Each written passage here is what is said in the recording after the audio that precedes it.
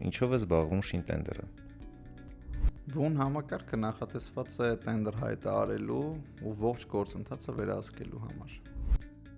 Որ ապրանքների համար է նախատեսված։ Շինանյութի ձեռքբերման համար։ Ովքեր կարող են օգտվել շինտենդեր հարթակից որպես գնորդ։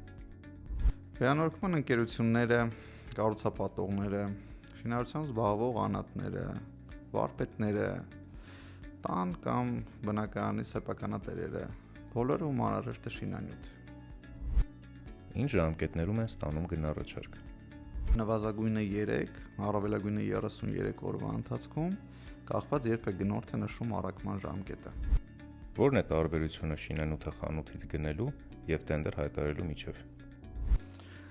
Խանութում նշված են մասսայական գներ, այսինքն բոլոր գնորդների համար, իսկ տենդերը ձևավորում է անհատական գին, կախված տվյալ տենդերի պայմաններից։